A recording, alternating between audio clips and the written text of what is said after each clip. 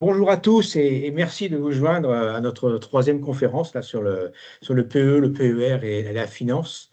Je suis Gérard Le Goueffec, je suis basé au Hive, je fais partie, je dirais, des CPS, du CPS qui suivent, je dirais, les investissements dans vos PE et au PER sur Schneider Electric. On va vous expliquer un peu de quoi il en retourne. Je suis dans les segments représentant au sein de la CFE-CGC, mais représentant de vos intérêts au CPS retraite.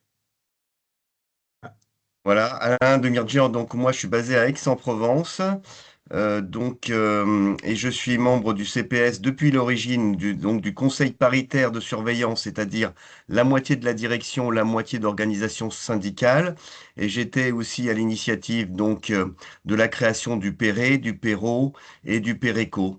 Puis en 2013, suite aux accords qu'il y a eu, congé de carrière Schneider Electric. Donc une partie des congés de fin de carrière Schneider Electric et on a gardé les congés de fin de carrière de l'UES, de la métallurgie. Voilà. Alors, pour résumer un petit peu, le PEE, le PER, enfin, sont en fait des supports fiscaux, on va dire, qui sont, je dirais, portés par l'entreprise, soit, je dirais, au sein d'un plan d'épargne d'entreprise, celui que vous connaissez au sein du WESOP, soit au travers de deux plans d'épargne retraite. Un qui est un plan d'épargne retraite Perrot obligatoire, donc fait de cotisations communes je dirais, de l'entreprise et qui est mais je dirais, le fait de Schneider et le fait je dirais, de cotisation en grande partie volontaire par les salariés et partiellement abondé par l'entreprise. Et au sein de ces fonds, il y a un certain nombre de dispositifs, ou en tout cas de fonds, qui répondent à des objectifs différents et dans lesquels le CPS, auquel nous participons, à nos comités paritaires de surveillance, eh bien, surveille ces fonds, surveille leurs performances, surveille les frais qui sont associés à ces fonds, et je dirais, est en permanence en train dans la réflexion de dire est-ce que le fonds aussi qu'on lui a donné. Et ces fonds ont, je dirais, des profils la plus sécurisée, à certains le plus risqué, mais avec des performances extrêmement différentes. Alors, la réalité aujourd'hui, je dirais, c'est vraiment une réflexion sur ces investissements. Qu'est-ce que je dois choisir? Qu'est-ce qu'il est opportun? Et en fonction de mes envies, de mon goût du risque, mais aussi de l'objectif final que j'ai sur ces investissements, quelle est peut-être la meilleure style que je dois changer dans cette stratégie? Alors, la façon dont il fonctionne, la façon dont il performe. Avec moi, on est un peu, je dirais, des experts avertis ou des gens avertis. Hein, on n'est en aucun cas des conseillers financiers, mais on va vous livrer notre réflexion sur ce sujet. Et voilà le programme. On va vous rappeler un peu quelques règles d'or de l'investissement sur le sujet. On va discuter un peu des taux d'intérêt et voir quelles sont les influences qu'ont les taux d'intérêt sur le marché en termes, je dirais, d'actions, de rendement de certaines obligations, et comment, je dirais, ils impactent les secteurs et la volatilité des marchés. Après, on fera un peu de déclinaison sur les actifs, les risques, les types de placements. Euh, On vous décrira évidemment, je dirais, un peu les supports de placement, en tout cas la façon dont on travaille. Et on fera effectivement un focus sur les indices, les modes de gestion, mais aussi les frais. Et c'est un sujet très, très important dans le cadre de votre PEE et de votre PER. On évoquera les facteurs à long terme. Et dans la conclusion, on vous donnera une conclusion, mais on vous fera aussi une démo pour mieux gérer et mieux arbitrer vos fonds en fonction de ce que vous aurez peut-être compris et aimé dans notre présentation.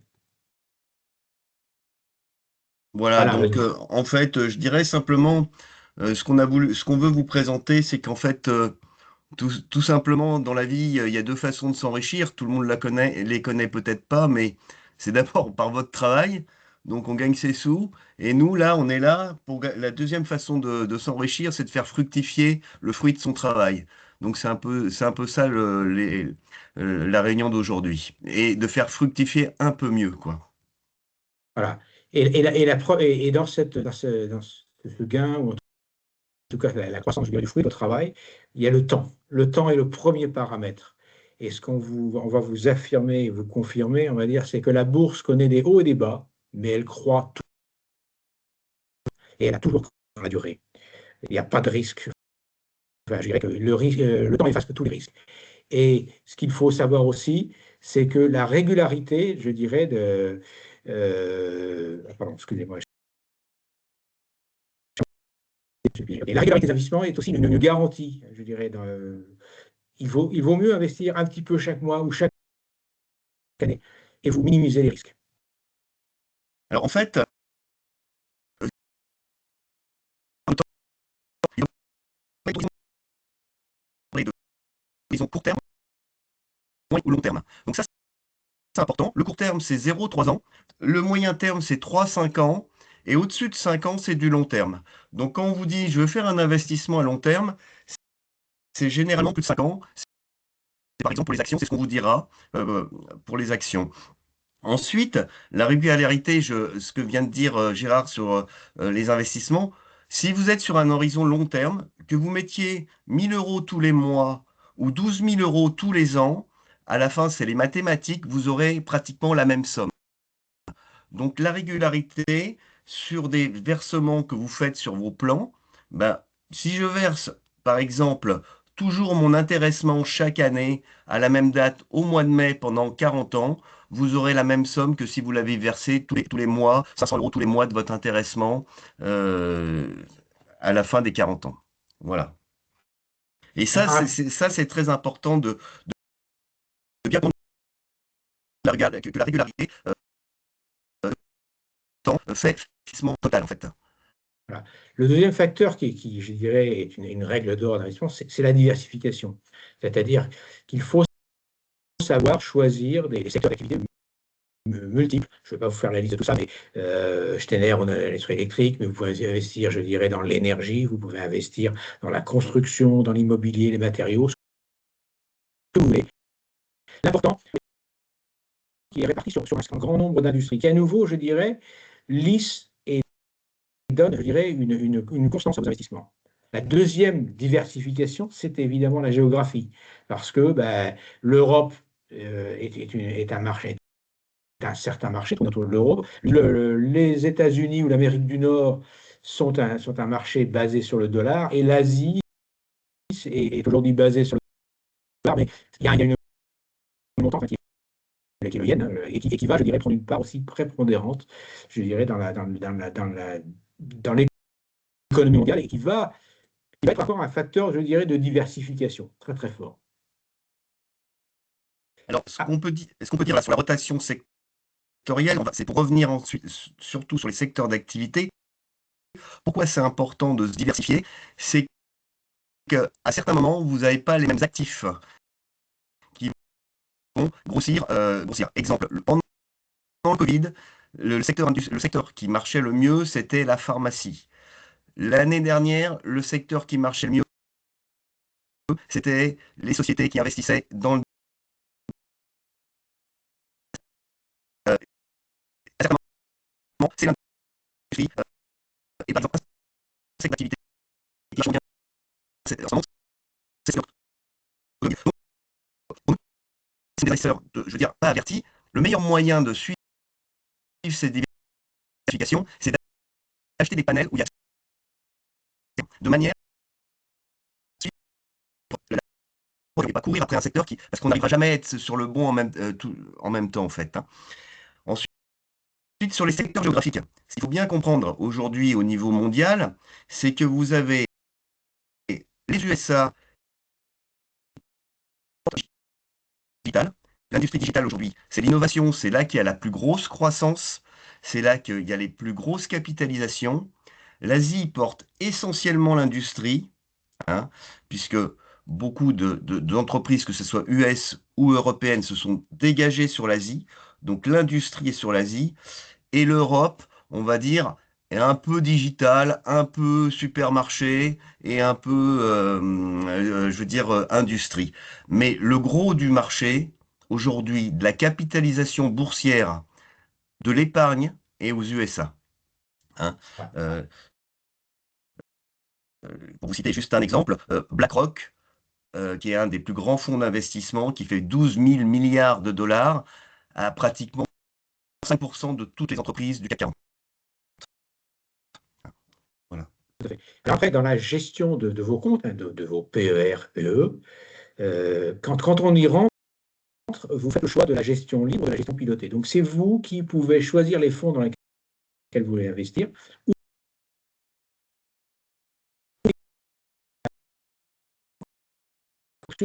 supposer. Mais c'est une gestion assez restrictive, hein, et on vous expliquera enfin, peut-être pourquoi, qui, je dirais, choisit de sécuriser. Plus vous rapprochez de l'âge de la retraite, donc de l'âge supposé dans lequel votre capital va ressortir ou va être versé, va être transformé en une rente, plus, je dirais, la BNP sécurise. Et la gestion libre, c'est vous qui décidez tout. Et vous pouvez tout mettre sur un fonds, vous pouvez choisir deux, trois fonds, ou alors tout sécuriser, comme vous voulez. Et il y a une vraie différence dans cela. Le second élément, c'est que, quelle que soit la façon dont vous avez investi précédemment, depuis des années ou peut-être dizaines d'années, vous pouvez toujours les arbitrer et faire des changements. En fonction, à nouveau, de votre vue future, vous vous dites, bah, je vais peut-être, alors que je ne sais pas encore, la BNP n'a pas imaginé comme ça, et vous pouvez gérer sécuriser. Ou l'inverse. Vous dire, j'en ai encore pour 10 ans, et pourquoi la BNP commencerait à restreindre mes investissements en les faisant moins risqués alors que je souhaite rester jusqu'à 69 ans au travail. Et ça, la BNP ne le sait pas, mais vous le savez. Et vous pouvez, je dirais, modifier, on va dire, cette gestion pilotée si vous avez choisi l'origine. Et puis après, vous avez effectivement votre observation personnelle du marché avec des validités en disant, tiens, il y a tel risque où le dollar est très haut là-bas, ou je trouve que l'action Schneider est montée très très haut, ou elle est descendue assez bas. Et est-ce que ce n'est pas une opportunité aussi de travailler sur toutes ces modifications? Et voilà les règles d'or de l'investissement. C'est le temps, la diversification et être actif cependant sur vos comptes. Alors, sur le PEG, vous êtes en gestion libre tout le temps. Ça, c'est la...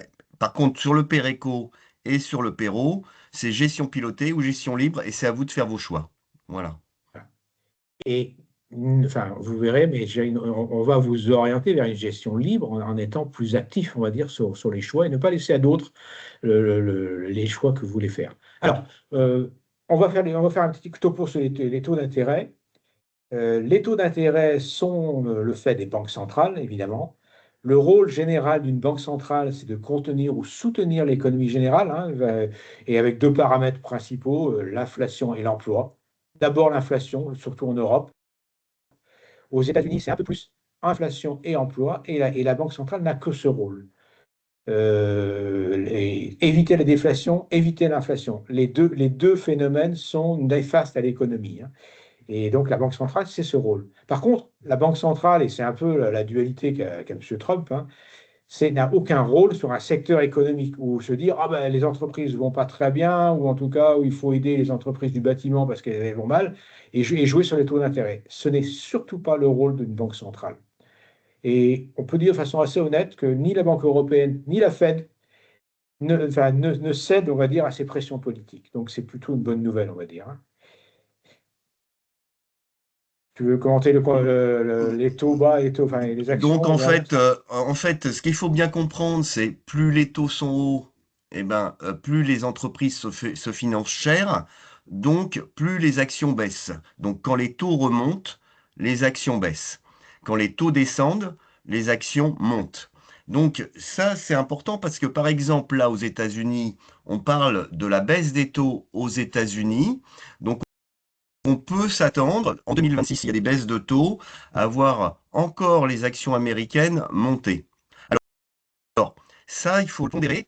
Les grosses entreprises, généralement, arrivent à se financer toutes seules ou ont suffisamment de trésorerie pour pas faire appel au marché.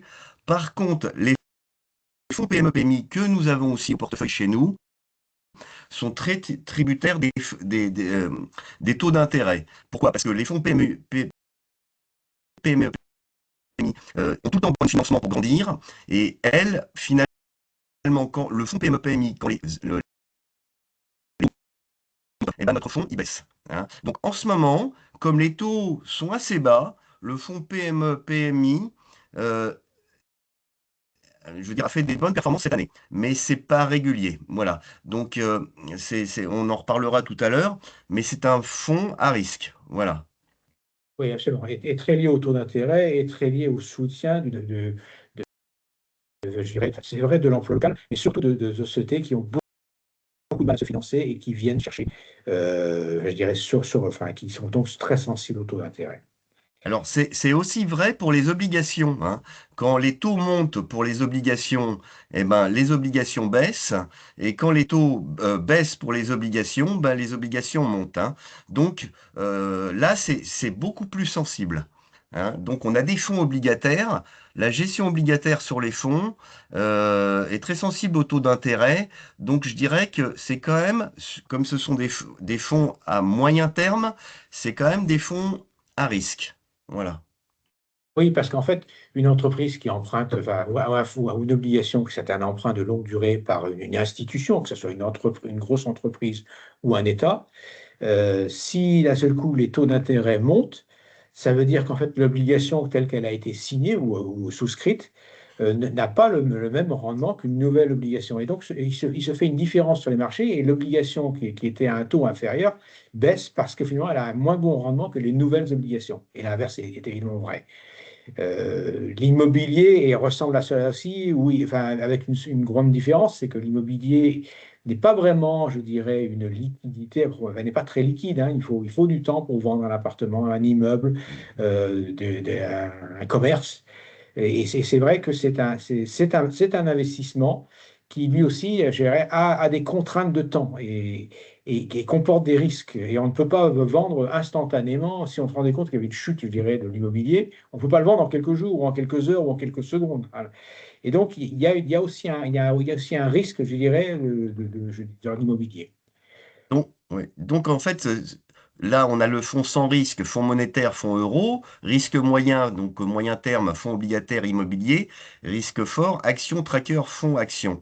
Ce qu'il faut bien comprendre, c'est que fonds immobilier, dans le jargon des banquiers, immobile, donc immobilier, c'est donc pas liquide. Et les autres, on appelle ça des fonds mobiles, donc on appelle ça des valeurs mobilières. Tout ce qui est fonds monétaires, fonds euros, fonds obligataires, action tracker, fonds action, on appelle ça, dans le jargon financier, des valeurs mobilières parce qu'elles sont mobiles, elles sont liquides, hein. Voilà. Donc, ce qu'on peut dire aussi, c'est que si on rentre, donc les fonds monétaires, ce sont des taux courts, les fonds euros, ce sont des fonds garantis que vous retrouvez dans le Pérot, les fonds obligataires, vous l'avez dans les Perro et Péréco et dans votre PEG. Action, ben, vous le connaissez, l'action Schneider, hein, ou des fonds actions. Et le tracker, beaucoup nous demandent ce que c'est que le tracker. Le tracker, ce sont des fonds d'actions, mais en fait qui reflètent les indices. Donc on va en parler un petit peu tout à l'heure, hein. Voilà. Et effectivement, dans la gestion, les fonds monétaires et les gestionnaires de la BNP, de la HSBC ou autres, eh bien, en fait, au jour le jour, ils achètent, je dirais, ou ils prêtent notre argent, on va dire, à des banques notamment, ou à des États, pour quelques jours, une semaine, à quelquefois. Dans les risques moyens, on va dire, donc ces fonds obligataires, on prête sur plusieurs années ou des très longs termes à ces acteurs. Les actions, c'est on prend des parts dans quelque chose.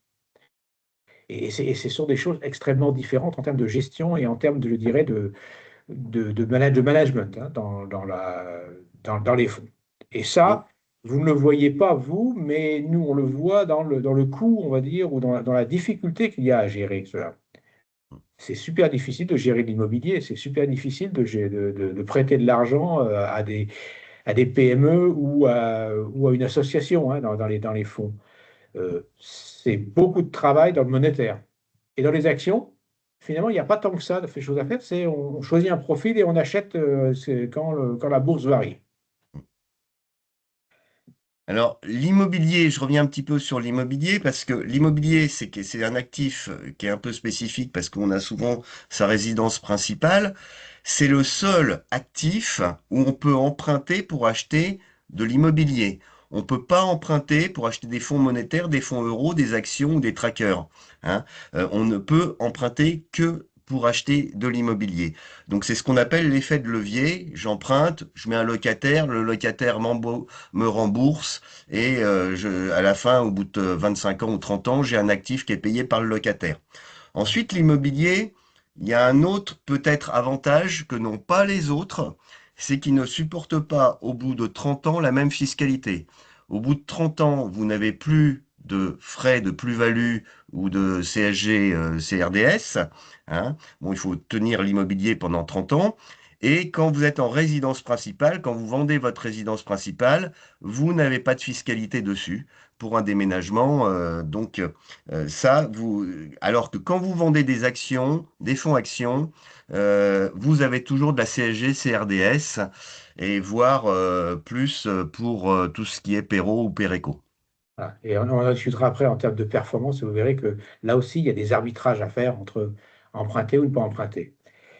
Alors, et on continue un peu notre je dirais, description des marchés. Il y a effectivement un certain nombre de produits, d'indices, de références du marché. Donc, les actions, vous savez ce que c'est, comme une action Schneider, d'Air Liquide ou de Black, enfin d'Amazon, hein, vous pouvez acheter des actions. Les fonds, ce sont évidemment des emprunts qu'on trouve sur le marché.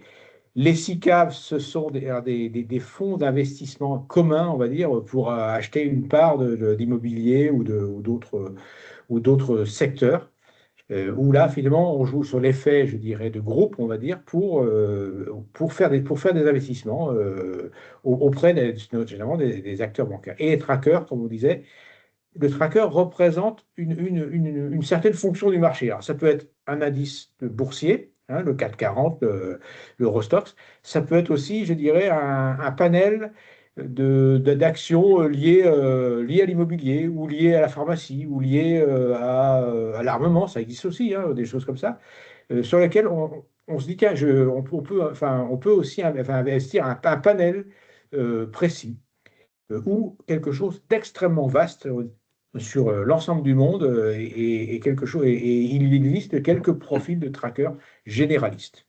Alors, nous, on a des trackers hein, dans nos fonds, puisqu'un fonds est composé d'actions, mais un fonds peut être composé aussi d'un tracker qui suit un indice, plus des actions, ou voilà, hein.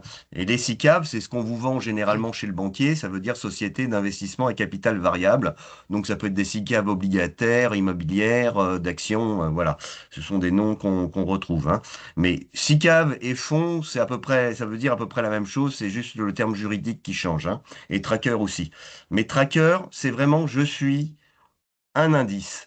Donc l'avantage du tracker, c'est que par rapport à un fonds ou une SICAV, il n'y a pas de gérant, ça suit un indice, c'est automatique. Donc il y a pas de travail à faire. Alors que dans un fonds ou une SICAV, vous avez un gérant qui va gérer les actions, qui va gérer les obligations, et tous les jours, il va regarder, changer le panier pour voir, pour essayer d'avoir mieux. Alors pourquoi on a des trackers chez Schneider Electric? Ça vient depuis 7 8 ans. On a travaillé et on s'est aperçu que la moitié des gérants faisaient mieux que l'indice et la moitié des gérants faisaient moins bien que l'indice. Et c'était pas toujours les mêmes. Donc à la fin, on s'est dit, ben, pourquoi payer un gérant, vous faire prendre des frais supplémentaires. En prenant un tracker, on évite ces frais et on est sûr d'avoir l'indice en résultat, pas plus, pas moins, juste un petit peu de frais, mais d'un autre côté, on n'a pas de déconvenu de moins 5% sur nos fonds. Voilà. Donc ensuite, vous avez différents indices. Le CAC 40 qui représente les 40 valeurs françaises les plus fortes en capitalisation. L'Eurostock 50, vous avez les 50 plus grosses valeurs européennes. Donc les 50 plus grosses valeurs européennes, il y a 17 valeurs françaises, 14 valeurs allemandes. Vous avez des grosses valeurs comme Schneider, Siemens, SAP, ASML. ASML, c'est le plus gros fabricant mondial de microprocesseurs, donc de machines qui vendent à Intel ou à Apple ou à d'autres, hein. Donc c'est une valeur hollandaise qui fait 400 milliards de capitalisation quand même, hein. Donc le SP 500, alors ça c'est un indice à connaître, c'est le Standard and Poor's, c'est les 500 plus grosses valeurs américaines. Donc là-dedans, vous avez les 7 magnifiques. Les 7 magnifiques, vous en avez peut-être entendu parler, ben, c'est Microsoft, c'est Amazon, c'est Tesla, c'est Google, puis j'en ai peut-être oublié d'autres. Euh, Ensuite, le Nasdaq, ça, c'est les 100 valeurs technologiques. Donc, vous avez dans le Nasdaq des valeurs pharmaceutiques, des biotechnologiques. Donc là, c'est un indice qui progresse fortement parce qu'il y a beaucoup d'innovations, comme le SP500. Et le Dow Jones, alors là, ça se rapproche plus, on va dire, de l'Eurostock 50, c'est les 50 valeurs industrielles américaines. Et le Nikkei, ce sont les valeurs japonaises, puisque la place japonaise est très forte en capitalisation boursière. Vas-y. Voilà. Ouais, on va avancer. Alors après, il existe des indices très intéressants. Il y a le fameux VIX et le RSI qui sont. Alors le VIX, c'est ce qu'on appelle l'indice dit de la peur. On vous fera rentrer cela tout à l'heure. C'est une sorte d'indice, je dirais, de confiance dans les marchés. Et quand on l'observe, on se rend compte que quand cet indice VIX, je dirais, monte très haut, on est tout proche d'une crise boursière. Alors, ce n'est pas ça va être des petites crises boursières, mais on pourrait anticiper certaines crises boursières en étant extrêmement réactif. Par contre, ça va très vite. Mais il y a un indice VIX et il est très facile. Vous tapez VIX sur Internet et vous allez tout de suite tomber sur cet indice qui, je dirais, reflète la confiance dans les marchés. Et c'est quelque chose qui est intéressant à regarder. Le RSI, il est lié à une action donnée. Et en fait, le RSI de n'importe quelle action, on vous montrera celle d'Air Liquide, par exemple, tout à l'heure. euh, Là aussi, on voit les crises, on voit les grosses chutes ou les grosses remontées d'une action se préparer. Parce que ben, le RSI, il mesure l'état de survente ou de surachat d'une action donnée. Et donc, on se rend compte que ben, peut-être que Schneider Electric est arrivé à un point haut, temporaire peut-être. Hein, il y aura peut-être d'autres points hauts, plus hauts encore, mais on est à un point où le marché considère qu'elle est surachetée ou survendue. Et là aussi, ça peut être un moment de dire, ah ben, on ne va jamais vendre au plus haut, on ne va jamais acheter au plus bas, mais on peut acheter dans ces zones ou vendre dans ces zones. Et là aussi, c'est intéressant. Et puis, sur une action, les moyennes mobiles, alors sur 15 jours ou jusqu'à 6 mois, eh bien, on voit aussi l'évolution, la tendance d'une action. Et là aussi, ça peut se faire un peu une idée de où va une action, où va notre action Schneider, parce elle est importante dans notre portefeuille. Et donc, là aussi, c'est des choses qu'il faut savoir regarder de temps en temps pour se poser des questions. Alors juste pour la moyenne mobile, si on prend un exemple et que j'illustre ce que vient de dire Gérard, la moyenne mobile sur Schneider Electric sur 200 jours aujourd'hui est à 229 euros. On est à 240 euros, donc on est au-dessus de la valeur, la moyenne mobile. Le RSI est à 48. Ça veut dire qu'on n'est ni en zone d'achat ni en zone de vente. Pour être en zone de vente, il faudrait être avec un RSI de 75. Pour être en zone d'achat, il faudrait être dans un RSI de 35. On n'y est pas. Donc aujourd'hui, bah, Schneider vit sa vie sur sa moyenne mobile en ce moment là. Donc bon, pour quelqu'un qui connaît un petit peu, il y a, bah, c'est pas mal quoi. C'est au-dessus de la moyenne mobile des derniers 220 jours. Voilà. Voilà. Et le VIX sur la bourse est à 17. Donc, quand il y a eu le Covid, le VIX est monté jusqu'à 65, hein, par exemple. Quand la guerre en Ukraine, il a dû monter à 45. Et là, on est à 17 à peu près. Ça veut dire que, bon, il y a un petit peu de risque. On dit, ben, on illustrera tout à l'heure. Et puis, quand on est à 12 ou à 10 au niveau du VIX, alors là, c'est que le monde entier va bien, quoi, hein. Absolument. Et c'est très intéressant de les regarder. Ça peut changer très vite, hein, mais c'est quand même très intéressant de regarder parce que c'est la confiance qu'on les a. Alors, je vais aller assez vite sur ce qui suit après. Les produits de placement, vous pouvez aller chez votre banquier, chez votre assureur, et vous allez trouver des livrets, des LDS, PEA, enfin tout ce que vous connaissez bien. Et donc, en entreprise, donc chez Schneider en particulier, vous avez le PE, le PERECO, le PERO, et pour ceux qui avaient un ancien article 83 PERE, enfin, il existe aussi, je dirais, ce quatrième dispositif qui est, je dirais, gelé à ce jour, c'est-à-dire qu'on ne peut plus y investir, mais vous pouvez y avoir des fonds. Et c'est la différence, on va dire, entre la gestion particulière et la gestion au sein de chaque entreprise, de notre entreprise en l'occurrence, pour cela. Et ce qui fait vraiment la différence, surtout, et c'est le dernier paragraphe, et celui-là est important, c'est les frais. Et quand vous avez une différence de 1% ou de 2% sur les frais, je dirais, de gestion, de droits de garde, de droits d'achat ou de vente, ça peut représenter des sommes énormes sur 30 ans. Vous vous rendez compte que si vous perdez en droit de garde ou en droit de gestion 1% par an, au bout de 30 ans, c'est 1,01 à la puissance 30. Il y a 60% de votre investissement qui a été mangé par des frais. Et nous, je dirais, au sein du CPS, parce qu'on gère d'énormes volumes, on parle de dizaines, de centaines de millions d'euros quelquefois, hein, on négocie des frais réduits en entrée, en sortie, en droit de garde et en gestion. Et ça affecte la rentabilité des fonds sur la durée. Donc c'est un élément très très important. Quand votre banquier vous vend un PER, il en vit. Quand nous, on gère le PER, enfin, on n'en vit pas puisque c'est pas notre but, on gère. Mais par contre, on serre la vis, je dirais, aux gestionnaires qui sont en face de nous en leur disant, vous voulez 100 millions d'euros, il va falloir faire un effort. Et là, on a un levier extraordinaire et qu'on révise en permanence pour empêcher, je dirais, la BNP, la HSBC ou tout autre acteur de venir, je dirais, nous charger des frais très importants. Et Alain le décrivait aussi, le mode de gestion est important. C'est-à-dire, plus on laisse le banquier faire ce qu'il veut, acheter, vendre, quoi que ce soit, plus il nous fait faire ses frais. Si on lui oblige à suivre un indice, un tracker, on lui dit, ben, il n'y a pas de frais, il n'y a pas de gestion. Vous suivez le tracker, donc vous baissez vos prix. Et c'est un sujet super important, ça. Mm. Donc on Alors, distingue en fait, on achète collectivement aussi des fonds avec des centaines de millions. Donc on a ce qu'on appelle des frais institutionnels, nous, par rapport à des frais de particuliers. Hein, si tu remets, voilà.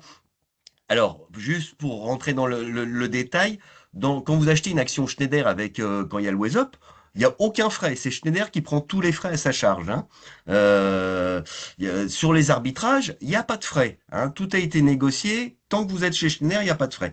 Et quand vous sortez de Schneider, que vous êtes à la retraite, vous pouvez garder l'ensemble de vos PE, PERECO et PERO. Les frais ont été négociés aussi en tant qu'ancien retraité ou même ancien, même si vous partez en rupture avec Schneider, c'est 35 euros par an. Hein. Donc c'est vraiment le minimum. Hein. Un PEA, je sais pas, ça doit être dans les 200, 300 euros par an, plus des commissions de garde sur le montant des actifs, plus tout ça.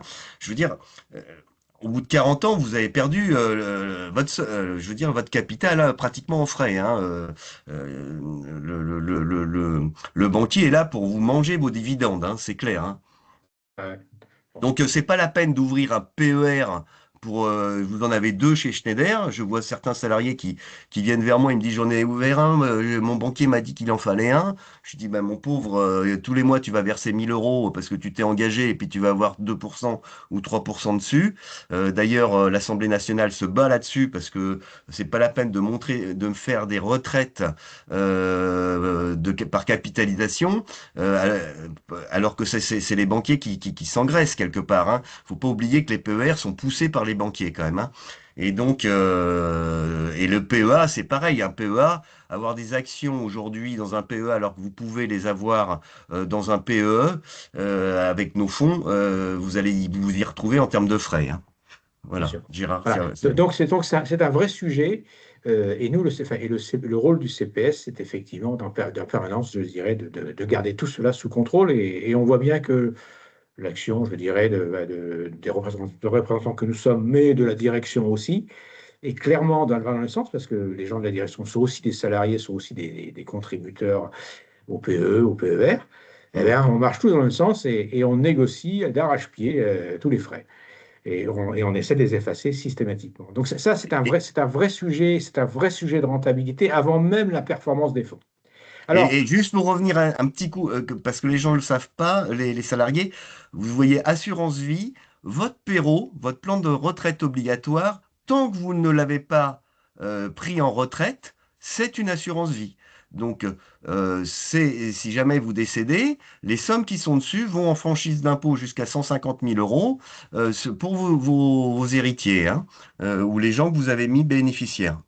voilà. Voilà, vas-y Gérard, excuse-moi. On avance, il faut qu'on tienne le timing, Alain, Ouais, c'est pas mais grave tout si va on bien, tout va dépasse. bien. Ouais, je pense voilà. Alors ici, on a fait une comparaison enfin, deux indices et Schneider et l'action Schneider électrique. On a comparé le 440 là sur une période de près de 30 ans, on va dire, et le Standard Poor's et l'action Schneider Electric. Alors, vous voyez, le 440, ben, enfin, je dirais, il est monté de 400% à peu près, hein, en 30 ans, multiplié par 4. Schneider a fait x10. Le Standard & Poor's, il a fait x30. Et c'est pas du tout la même chose, hein. Et c'est là qu'on se dit que, attention, enfin, je dirais, nous avons une excellente société, et on est tous fiers de Schneider Electric, et moi le premier. Mais enfin, on est meilleur que le 440, donc on est meilleur que finalement l'une des meilleures sociétés de notre bourse parisienne. Mais il existe beaucoup mieux, ou en tout cas, on trouve sur les marchés financiers, et parmi les fameux 7 magnifiques là, dont parlait Alain, il existe encore des zones où il y a des performances très élevées. Et vous voyez, malgré des variations très fortes, et l'indice Standard Poor's fait des variations très très fortes, l'action Schneider a fait des variations des hauts et des bas très très forts, quand on regarde dans la durée, on bat à plat de couture, enfin, Schneider bat à plat de couture le 440, mais notre action Schneider est elle-même bien battue, on va dire, par le Standard Poor's. Donc, ça veut dire que quand on se place dans la durée, le risque paye, et paye énormément. Et c'est ça qu'il faut commencer à comprendre dans notre présentation. Et l'autre partie que vous montre ce graphique, c'est où il y a de l'innovation, il y a de la croissance au niveau boursier. C'est-à-dire les sociétés qui innovent, notamment les sociétés américaines, qui ont le vent pour innover, qui développent et qui vont jusqu'à l'industrialisation, eh ben, ça paye au niveau boursier. C'est ça que paye la bourse, c'est les revenus futurs et le développement futur de ces sociétés. Et avec fierté, on peut dire que ouais, Schneider innove, hein, quand même, attention, hein. Alors, certains Euh, me disent, la bourse, ouais, c'est pas sûr et tout. Tout à l'heure, je me suis amusé à regarder en quelle année a été créé Schneider Electric. 1936, 1836, Creusot-Loire. 1836. Regardez autour de vous si vous avez des maisons qui datent de 1836. Donc, quelque part, les grosses capitalisations, elles sont très solides. Siemens était là avant la guerre, Schneider, AXA était aussi présent. Ce sont des grosses capitalisations, ce sont des boîtes solides. General Electric avec Edison, ce sont donc sur le long terme, mais pratiquement sur les grosses capitalisations, il n'y a pas de risque. Et si vous diversifiez en prenant un panel dans un tracker ou dans un fonds action où il n'y a que des grosses capitalisations, vous avez, enfin, c'est pas possible d'avoir du risque à long terme, quoi. Voilà. alors, on va un peu élargir, on va dire, le spectre. Là, on a pris les actions sur une dizaine d'années, quinzaine d'années de notre marché, hein, entre Schneider Electric, hein, il y a Siemens, Legrand, Eaton, ABB. Et on se rend compte qu'il y a trois groupes, grosso modo, qui se distinguent, hein. On a on va prendre les trois qu'on connaît tellement bien, hein, Schneider, Siemens et ABB. Et on est dans un tir groupé au centre ici, hein, de croissance sur 15 ans, presque 150, un peu plus de 150%, 70% de croissance. Mais finalement, on se suit, on se rattrape toujours, parce qu'on a le même profil, tout simplement, le même profil d'innovation, le même profil de développement. On a des sociétés plus spécialisées, hein, que sont des Emerson, un Rockwell, qui, je dirais, ont plus subi des risques, on va dire, et ont performé, mais pas autant que ça. Et puis, tout en haut de la courbe, on a Eaton, qui, lui, est certainement présente beaucoup plus à nouveau ce profil d'innovation que les autres, enfin, profil d'innovation complet que les autres n'ont pas. Alors, il y a des variations, ça fait mal quand ça descend. Mais regardez, Eaton a rattrapé, je dirais, sa chute, je dirais, il y a quelques années, de 2024. 2024, c'est l'année dernière, hein. Donc, ils sont montés, ils sont redescendus, mais ils ont déjà rattrapé l'année dernière. Donc, ça veut dire qu'en fait, quelqu'un qui avait investi sur Eaton même en 2023, il a déjà de très très loin rattrapé son retard. Donc, ça veut dire que quand on est dans un plan un PER à 10 ans, 20 ans, 30 ans, il importe peu qu'il y ait du risque. Et à nouveau, c'est l'innovation, c'est la perspective du marché qui compte et non pas, je dirais, ces variations. Alors, comme vous pouvez voir, Eaton, bah, ça a décroché pour en vert en 2023, en pleine construction de l'ensemble des data centers qu'il y a aux États-Unis et en Europe, hein. C'est une grosse boîte qui s'est spécialisée là-dedans, qui est sur notre profil, mais avec un profil plus data center. Et finalement, toutes ces boîtes, ben, si on les a dans un fonds, on moyenne et on est sûr de suivre l'indice moyen et d'être au milieu, en fait, hein. C'est Ouais. ça qui est important. Donc, quand vous êtes dans l'Eurostock 50 ou dans le SP 500, eh ben, vous avez l'ensemble de ces sociétés-là qui sont dedans. Voilà. Et c'est là qu'on moyenne, mais on moyenne de la performance quand même. Et là, d'un seul coup, OK, on n'aura pas le maximum du maximum, mais on aura une très très belle moyenne et très très stable parce que bah, il y a toujours des retards entre les business de l'un ou de l'autre. Et la chute de l'un est compensée par la stabilité de l'autre et la montée de l'un est peut-être parfois un peu retardée. Mais on va dire, là, si on faisait la courbe moyenne de toutes ces valeurs en disant, allez, je prends autant d'argent, je mets autant d'argent dans chacune de ces valeurs, on aurait certainement une très très belle moyenne et une croissance constante. Donc voilà un peu le sujet. Ensuite, quand on regarde les indices boursiers, et à nouveau, ça fait partie, je dirais, de la stratégie de diversification, hein, c'est-à-dire, est-ce que je dois investir aux États-Unis, sur le marché américain, est-ce que je dois investir sur le marché européen ou aller sur l'Asie, hein, le Japon, mais aussi le marché chinois là, qui est en train de s'ouvrir et qui va porter un formidable, je dirais, élan. Eh bien, on voit un pack, on va dire, qui est l'ensemble, je dirais, l'Europe, les marchés émergents, le Japon sont dans un pack ici de croissance. Alors là, c'est un calcul sur une dizaine d'années, mais peu importe. Elles ont doublé en une dizaine d'années, euh, alors que le marché américain a triplé. Et là, Toujours. on revient toujours au même message, enfin, innovation, technologie, leadership. Et c'est clair que le marché américain est un marché de leadership. Alors, une question qui a été posée la dernière dans notre où sont les bourses chinoises? En fait, il y a pas, comme vous le savez, en Chine, on peut pas investir directement une société 100% française. C'est toujours des joint ventures à 50%. Donc, en fait, la bourse de Shanghai est représentée à travers des indices et on a quelques valeurs chinoises qui sont cotées sur la bourse américaine, type Alibaba, type voilà. Mais la bourse chinoise aujourd'hui n'a pas, on la voit pas quoi, hein, en fait, hein. Euh, donc c'est plutôt le Nikkei qui représente. Et en fait, c'est regroupé en bas. Les bourses chinoises, elles seraient en bas parce que c'est quand même des valeurs industrielles, hein, plus que innovantes. Alors, juste avant de passer enfin, je dirais à la stade suivante, là, on voit une croissance de 100% et on passe de 100 à 200 ou de 100 à 300, hein, donc, une croissance de 100%. Et je vais vous montrer la slide suivante qui est juste qui est très intéressante. C'est le taux de change. Le taux de change euro-dollar. Pour nous, c'est un non-sujet. Enfin, Alain et moi, on est d'accord. C'est un non-sujet. À la rigueur, c'est marginal. Le dollar et l'euro se promènent dans un tunnel de plus ou moins 12% à peu près. Là, on parle de 10 ans, hein, avec des rares moments où il y a eu une petite chute, on va dire, du dollar par rapport à l'euro, en l'occurrence. Mais c'est pas significatif. 300%, 200% 100% de croissance, 200% de croissance et seulement 10% sur le taux de change, c'est pas ça qui va changer la belle performance de votre investissement. Et c'est là, c'est un non-sujet. Alors après, vous pouvez dire, ah oui, mais en ce moment, le dollar est bas, je vais plutôt acheter des actions américaines. Évidemment, elles sont moins chères, payées en euros. Ou quand le dollar est haut, je vais plutôt me concentrer sur un fonds qui est plutôt porté sur l'Europe, bien évidemment.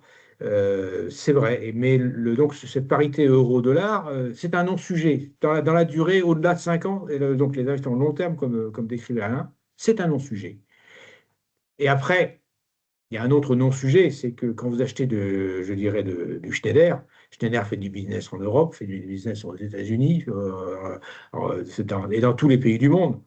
Grosso modo, on a toutes les devises du monde et bien réparties. Pareil pour Amazon, pareil pour Google, pareil pour Siemens. Donc, finalement, comment ça s'appelle, le taux de change n'a pas vraiment, enfin, n'est pas un facteur déterminant. Ça peut être marginalement, mais ce n'est pas un facteur déterminant.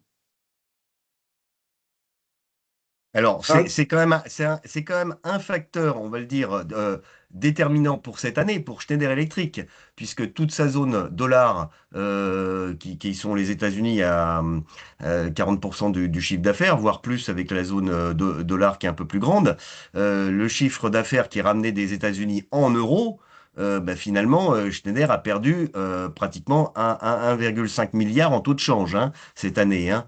Donc, puisque le dollar est passé de 1,02 à 1,16, hein. Faut le rappeler quand même. Mais ça, comme dit Gérard, c'est marginal, c'est cette année, mais sur un placement à long terme, on ne le voit pas. voilà. Il y a pas de sujet, il y a très peu de sujets dans ces placements. À un moment, on retrouve son argent et de toute façon, on reste investi. Donc, ça revient ou ça redescend, hein, le profit. Et c'est très vrai. Le fameux fonds HSBC ISR, là, qui est dans notre portefeuille, qui est un fonds que nous aimons bien, Alain et moi, certes, il a pas si bien performé cette année en euros, mais en dollars, il a fait plus 15%. Et quand le dollar va revenir, je dirais, à un niveau moyen avec l'euro, il y a 15% qui vont être gagnés d'entrée, sans rien faire, sans que les actions croissent aux États-Unis. Et ça n'arrivera pas. Donc, ça va être 15 plus 15. Donc, ça veut dire que le potentiel derrière ces fonds, il est énorme, on va dire, hein. Et la variation euro-dollar ne fait que, je dirais, un peu osciller, mais sans plus. Alors les frais, on va juste, je dirais, mais regardez un peu ce que représentent les frais. Alors ça, c'est une analyse des frais, des frais sur enfin, nous, on vous parle de 0% de frais quand on voit un arbitrage, c'est pas ce qui se passe à la banque, hein, quand vous allez faire ça à la banque, quand vous achetez, je dirais, une action internationale à la banque ou une action française. Vous payez des frais à l'entrée, vous payez des frais à la sortie, vous payez des droits de garde. Et tout ça, eh ben, tous les ans, ça peut coûter très très cher. Et c'est vraiment le message aussi qu'on passe, c'est qu'on est dans une gestion où ben, on a minimisé les frais. Et quand je vous disais tout à l'heure, globalement, c'est 2%, ils vous prennent 2%, le dividende de Schneider, c'est 2% de la valeur de l'action. Donc, globalement, vous avez une action chez Schneider Electric, dans votre PEA, le banquier vous prend votre dividende chaque année.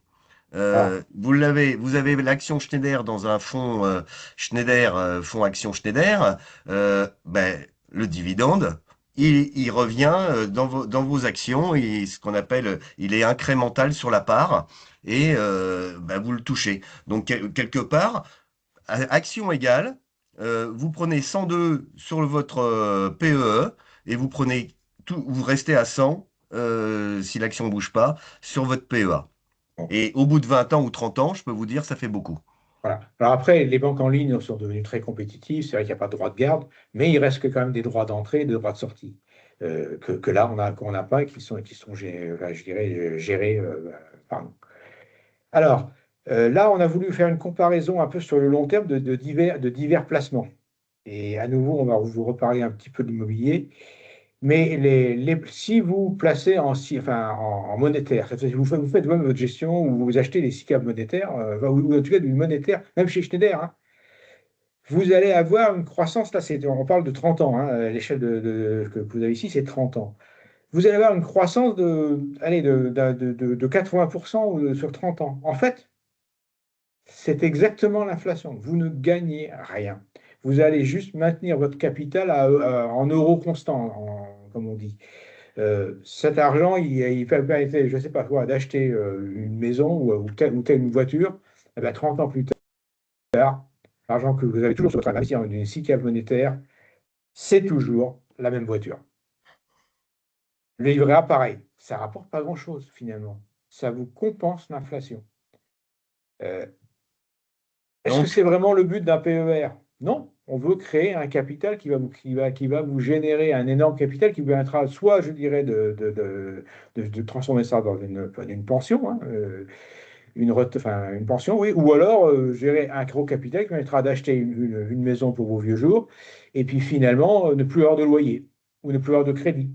Donc, enfin, c'est clairement, je dirais, le talon à ne pas jouer. En tout cas, c'est juste marginal et faire en sorte que bah, l'argent que vous avez placé sur votre livret A, vous l'avez l'année prochaine pour acheter ce dont vous avez envie. Mais pas dans 10 ans, pas dans 20 ans, pas dans 30 ans, surtout pas. L'assurance vie est un peu plus rentable, hein, et là, on dépasse l'inflation. Et puis si on va crescendo, on a l'immobilier qui est intéressant, mais qui n'est pas une croissance extraordinaire finalement, hein. C'est bien pour se loger, c'est bien pour pas payer plus payer de loyer, ça c'est vrai, mais c'est pas la croissance, je dirais, qu'on pourrait attendre d'un super placement, sauf à trouver l'endroit que personne ne connaissait et qui est devenu une zone hyper développée. Alors, Ça restera. on peut toujours emprunter pour acheter de l'immobilier, hein, pas le Par contre, on reste, hein, peut je toujours répète. Voilà. emprunter pour acheter de l'immobilier. Et ensuite, il y a effectivement le lingot d'or qui est plutôt une valeur refuge et qui suit en partie les actions parce que finalement, il suit les marchés.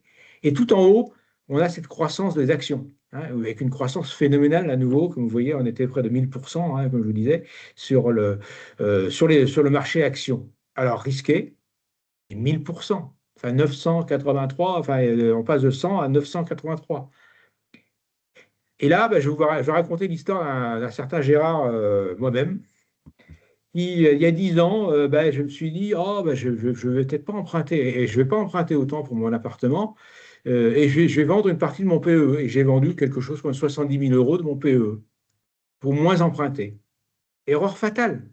J'ai fait une très grosse erreur. On apprend de ses erreurs seulement a posteriori, malheureusement. Et donc, ces 70 000 euros, si j'avais emprunté à la banque, j'aurais emprunté à 2%, je crois, à l'époque, enfin, assurance comprise. Et si j'avais laissé les 70 000 euros sur mon PE, ben, en fait, il serait passé de 500 à 1000, donc ils en voudraient 140 000. Non seulement aujourd'hui, je pourrais rembourser mon crédit, mais il m'en restera encore 70 000 ou plus. Et en fait, ce qu'il faut se dire, c'est que réfléchissez à deux fois quand vous désinvestissez votre PE, quand il est investi en actions ou investi sur, je dirais, des profils risqués, parce que la croissance potentielle sur 5 ans, sur 10 ans, sur 15, sur 20 ans, qui est mon crédit à l'époque, euh, elle est décuplée par rapport à ce que vous pouvez emprunter à la banque. Donc finalement, comme disait Alain, vous pouvez emprunter pour l'immobilier, et parfois ça vaut le coup d'emprunter un peu plus pour l'immobilier et de se dire, je vais quand même laisser mon PE, mais attention, je vais laisser mon PE en action, hein, je ne vais pas le sortir, je vais pas le laisser en monétaire. Et là, il faut réfléchir à ça aussi, en se disant, c'est quoi le potentiel, quel est le potentiel de croissance et quelle est la différence qu'il y aurait entre l'intérêt que je paie à la banque pour emprunter dans l'immobilier et les gains que je pourrais faire avec la même somme laissée dans mon PE. C'est vachement sympa de pouvoir débloquer son PE pour pouvoir acheter de l'immobilier. C'est peut-être pas le bon choix. Quitte ensuite à se dire, d'année en année, ah, mon crédit il est un peu lourd, et c'est vrai, ce serait le cas. Eh ben, j'en vends un tout petit peu et je me refais un peu la cerise. En tout cas, je réalimente un peu mon compte avec une partie de mon PE, avec la partie libre de mon PE. Et je ressors 5 000, je ressors 10 000 euros parce que l'année est un peu difficile. Mais je ressors pas les 70 000 euros que j'avais mis. Et là, j'ai fait une vraie erreur, hein, et je la partage avec vous pour que si c'est le cas pour vous, ne la faites pas. Ne faites pas comme moi. C'est pas du tout la même performance. Alors, Ah, il y a une autre chose que je voulais montrer sur le tableau, Gérard, c'est que quand il y a des cracks, il y en a des très gros, hein, il peut y en avoir des très gros, comme en 29, hein. Le crack de 29 qui a été le plus gros, on a mis 3 ans à le résorber. Mais quand il y a un crack, hein, c'est comme la confiance, ça se perd très vite, et pour retrouver la confiance, c'est très long. Ben, un crack, c'est un peu la même chose. Ça craque très vite, en l'espace de une semaine, un mois. Vous pouvez perdre, allez, 20% en bourse, et puis ça mettra peut-être 6, 7 mois, 8 mois à revenir. Mais ça remonte, toujours. ouais. Hein. C'est ce qu'ont prouvé tous les actifs passés. Hein. Donc, euh, ça veut dire qu'il faut pas paniquer le jour où vous... Parce qu'il y a l'effet panique qui fait boule de neige dans le sens où tout le monde vend en même temps et ça incrémente la peur. Et en fait, c'est là que vous risquez de perdre votre portefeuille parce que vous dites, oh bah là, je vais vendre, je vais me mettre en fonds monétaires pour assurer. Et puis vous avez perdu 30%. Et puis vous apercevez 6 mois après que l'action Schneider allait remonter elle est remontée plus lentement et plus loin que ce que vous pensiez. Voilà. C'est exactement ce qu'on a vu cette année, hein. On n'a rien vu d'autre que rien que sur l'action chère. Alors, on va vous présenter, il faut qu'on aille assez vite parce qu'on n'est pas très loin de l'heure et on va la dépasser malheureusement, mais si vous avez un peu de patience, on va y arriver. Alors, on a voulu comparer deux salariés. un salarié qui aurait, je dirais, investi que sur WESOP, hein, on parle que du WESOP, hein, donc les environ 5 000 € par an qu'on a depuis toujours, et qu'il l'aurait mis tout en action, quel que soit le fonds, que ce soit du Schneider ou un fonds diversifié risqué, on va dire. Le salarié qui aurait mis tout en action sur 40 ans de carrière, et le deuxième salarié, le salarié numéro 2, qui aurait mis que du monétaire, la même somme tous les ans, 5 000 € environ, tout en monétaire. Alors on a fait le calcul, la croissance moyenne de l'action Schneider, mais aussi des fonds diversifiés, c'est de 7% par an. Et la personne a mis 5 000 € tous les ans. Et bien Diversifier regardez, action, hein. Diversifier voilà, action, hein. Ouais. diversifier action. Ben regardez, le capital que la personne qui a mis 5 000 €, il n'a rien sorti de sa poche, il n'a jamais vendu son PE, quoi que ce soit, il n'a jamais sorti son PE. Il y en a un qui termine, alors je ne sais pas si c'est très lisible, mais c'est marqué 1 million d'euros ici, le salarié, et l'autre 300 000. Donc on appelle ça l'effet boule de neige chez les banquiers. C'est-à-dire que les intérêts produisent des intérêts qui produisent des intérêts, et à la fin, vous avez 1 million d'euros. Moi, je peux vous dire, je reçois beaucoup de salariés quelque part qui gèrent bien leur portefeuille, qui veulent quelques conseils pour leur retraite, pour savoir rediversifier derrière pour leurs enfants ou pas. Il y a des salariés c'est pas des salariés qui sont VP ou SVP, il y a des salariés qui ont ces sommes-là en portefeuille, hein, Oui. parce qu'ils ont bien placé et toujours en action. Donc, quelquefois, je leur dis, ouais, mais t'as que ça en action Schneider, c'est peut-être un peu risqué là. Faudrait peut-être diversifier le portefeuille dans d'autres actions, parce que si Schneider demain progresse moins vite que les autres, il y a un risque. Mais c'est possible. Voilà.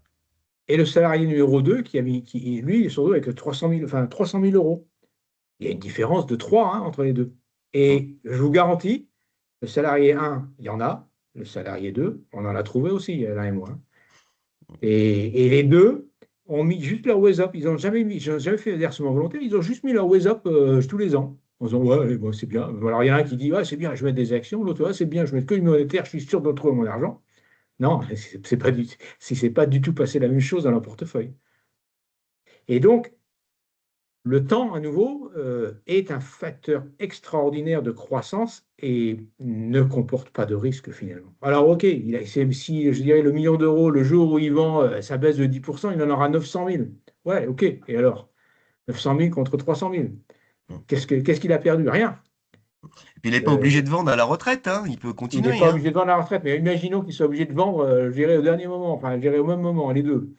Même lors d'un coup de bourse, euh, il est largement gagnant. Donc, franchement, il faut vraiment réfléchir à ça.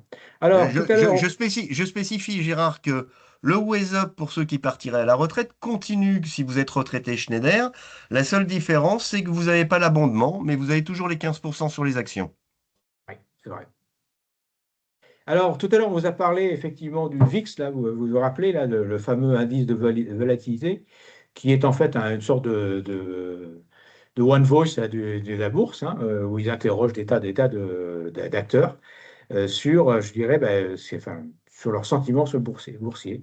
Et en fait, ben, à chaque fois qu'il y a eu des pics, comme vous le disiez tout à l'heure, il s'est passé quelque chose. Alors, on voit mal les dates, mais je vous garantis que les VIX a été synonyme, je dirais, d'une crise. Alors, malheureusement, il faut aller vite, hein, parce que quand ça fait un pic très très haut, tout le monde est à cran et le moindre incident, tout le monde vend. Et ça s'est toujours vu. Et les grandes crises, et la Covid, les crises, je dirais, du commerce électronique là, de l'année 2000, en 2008, elles ont été précédées de quelques jours, de quelques semaines de cet indice. Donc l'indice VIX, à la rigueur, il faudrait presque le mettre sur votre PC, hein, en fond d'écran, en se disant qu'est-ce qui se passe en bourse. Et c'est vraiment synonyme, je dirais, d'un mouvement de panique. On l'appelle l'indice de la peur, hein, d'ailleurs, hein, comme surnom. Alors, je vais vous montrer un deuxième et on va essayer d'aller vite. Voilà l'autre indice, le RSI, qui s'appelle Relative Strength Index. C'est en fait, je dirais là, il est lié à une action. Alors, ça, c'est le cas de l'action Air Liquide, qui a des hauts et des bas, comme Schneider, et c'est une excellente action de la bourse parisienne, hein, l'action Schneider. Mais à chaque fois qu'il y a eu des zones de surachat, eh bien, on a vu ce fameux indice RSI aller titiller le haut à 70. Et pof, on a vu une descente à chaque fois. Et à chaque fois qu'il a été très bas, eh bien, l'action s'est refaite. Et finalement, ces zones de surachat ou de survente précèdent des montées ou des descentes. Donc, à nouveau, on a des indices et des choses qui peuvent nous aider à regarder une action. Et il faut regarder l'action Schneider quand on est là-dedans. C'est-à-dire, est-ce que on a vraiment un potentiel de croissance et Alain, vous parlez tout à l'heure du RSI de Schneider. On est dans une neutre aujourd'hui. Donc, bon, ça peut baisser, ça peut monter. Là, on ne sait pas trop. Mais si elle remonte à 258, 260, 270, on va certainement d'une zone de surachat. Et qu'est-ce qu'on fait? Il faut peut-être faire quelque chose. Ou quand elle redescend et qu'elle descend à 220, on sera là. Et qu'est-ce qu'on fait? Et est-ce qu'on ne peut pas arbitrer? On ne peut pas prendre quelques décisions de temps en temps? Alors par contre, si on prend les RSI aujourd'hui des bourses mondiales, qui sont le SP 500 ou le Nasdaq ou le CAC 40 qui a 8003, on est carrément en zone de surachat, hein. Donc je vois qu'il y en a qui disent qu'on est optimiste. Bah oui, parce que demain il peut y avoir un crack de 10%, ça remontera. On a toujours dit que c'était du placement à long terme.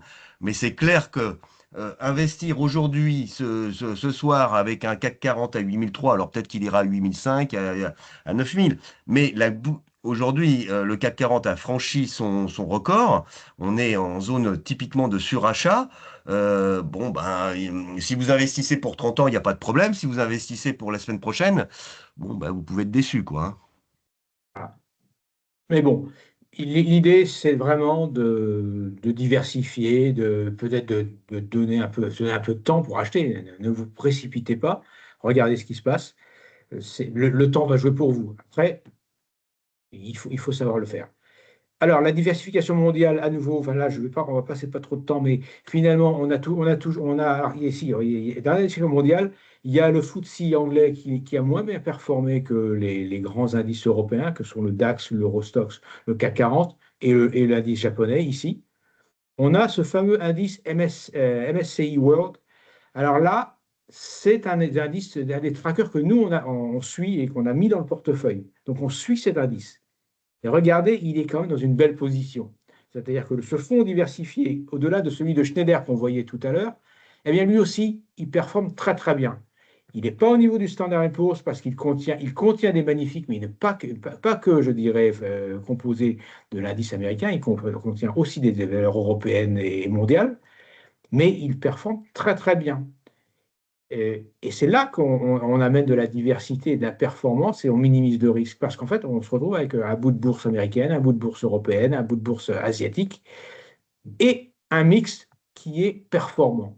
Et ça, c'est important dans le choix des indices que vous allez faire ou que vous pouvez faire dans votre portefeuille au sein du PER ou au sein du PE.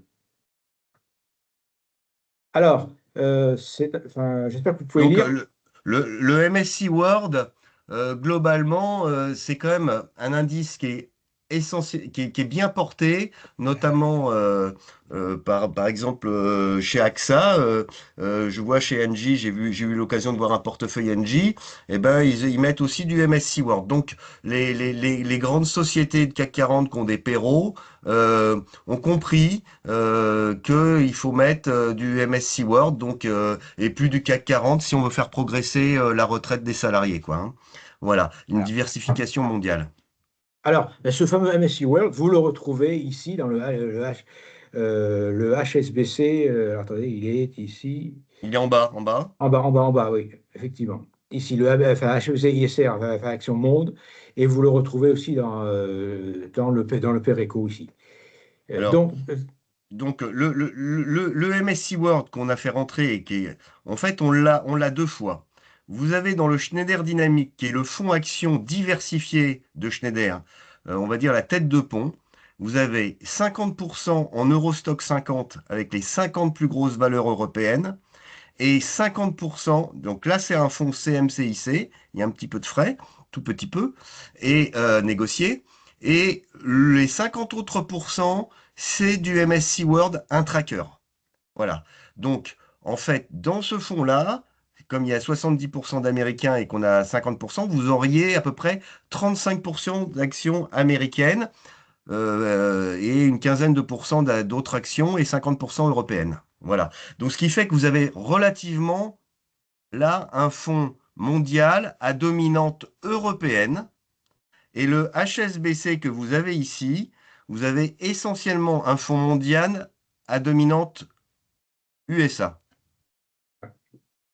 Alors, regardez les niveaux de risque. Alors, et je vais juste faire une rapide description de deux choses. Il y a des fonds, enfin, il y a des fonds, on va dire, activistes, mais qui sont aussi des fonds qui sont obligatoires dans un PERO et d'un PERECO ou dans le PE pour, je dirais, des raisons fiscales. Le gouvernement, je dirais, souhaite aussi flécher, on va dire, vers des fonds solidaires ou vers un fonds PME l'argent des salariés. Mais est-ce que ce sont des placements rentables? C'est des placements nobles, on va dire, hein. Et je pense que les gens qui choisissent d'investir dans le fonds PME ou dans le fonds d'énergie solidaire, sont les gestionnaires, on prête de l'argent à des associations qui montent des panneaux solaires en Afrique ou qui, je dirais, font des maisons pour des gens qui sont mal logés en France, hein. Il y a derrière un fonds, je dirais, humanitaire. Et il ne faut pas négliger le côté noble de ces fonds. Ils rapportent très peu. Il faut Il être rapporte honnête. 2-3% par an Voilà. maximum. Voilà.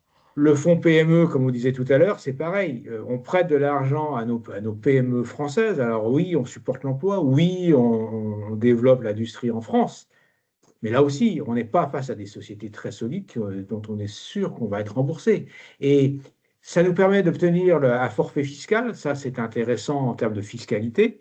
Par contre, ce n'est pas intéressant en termes de rentabilité parce que nos gouvernants se disent on va prendre l'argent des salariés du privé, hein, dans leur PER, dans leur PE, et on va les obliger à mettre leur argent dans ces trucs-là. Ah Donc, vous les ouais, retrouvez, ces fonds, vous les retrouvez essentiellement dans la gestion pilotée. Hein. Alors, le CMP, PME, PMI a fait plus 10, je vous l'ai expliqué tout à l'heure, c'est essentiellement, c'est rare hein, qu'il est à 10%, c'est suite, je veux dire, à la baisse des taux d'intérêt. Hein. Voilà. alors, Ce sont des fonds qui sont, ouais, comme dit Gérard, assez solidaires. Donc, il faut pas, si vous avez 100% dessus, bon, ben, attendez-vous pas à faire une retraite avec, quoi. Hein. voilà, il y a une noblesse, hein, dans ces fonds, mais ce n'est pas le but d'un PER. Le but d'un PER, c'est de constituer un capital auprès des salariés.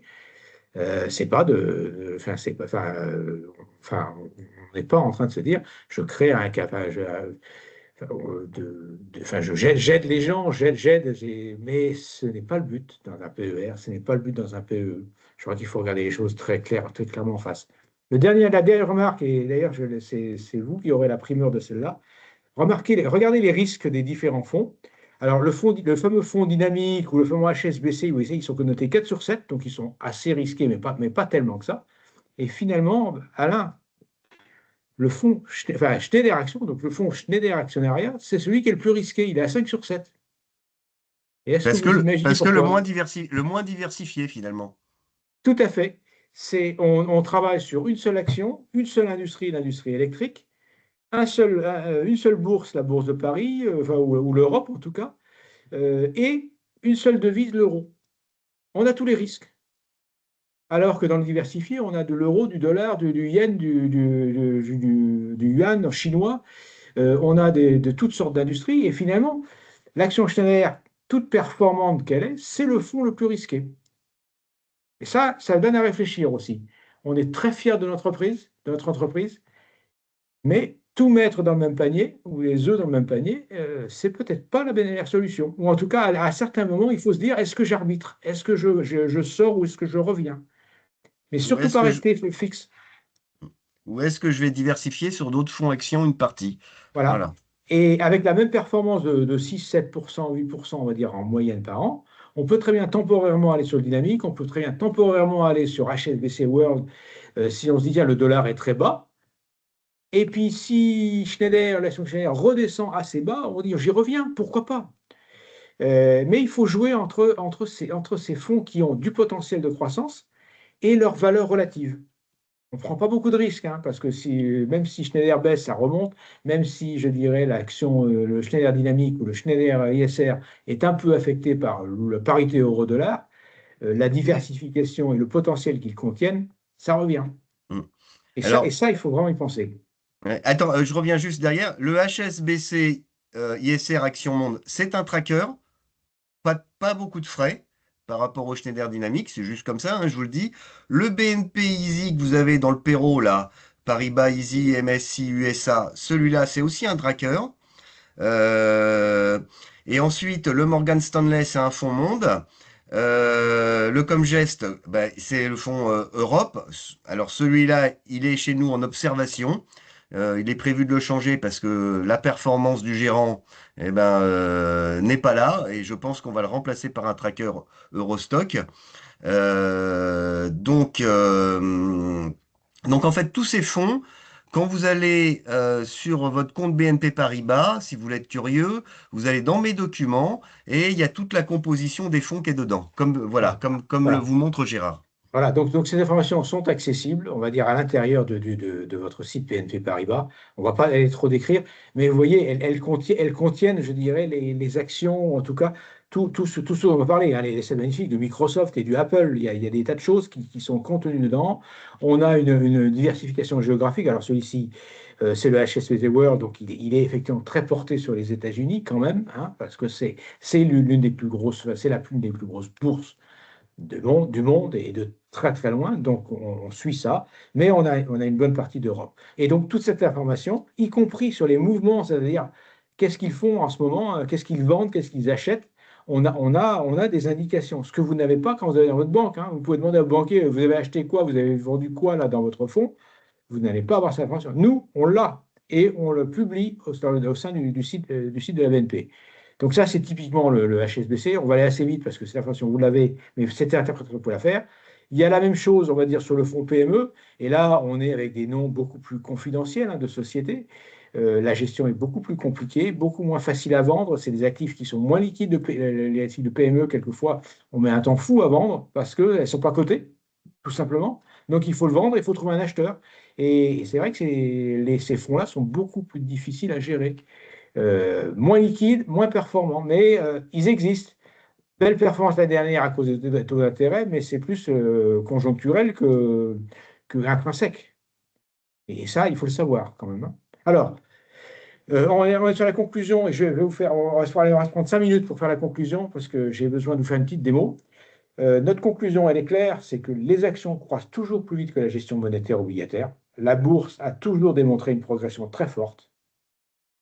Le marché américain caracole en tête et pour l'instant, il n'y a pas de challenger. Peut-être que la Chine viendra, mais pour l'instant, il n'y a pas de challenger parce que l'innovation est quand même américaine, comme vous le disiez. Et les obligations et les monétaires, c'est peut-être sécurisé, mais alors, c'est des rendements très très faibles.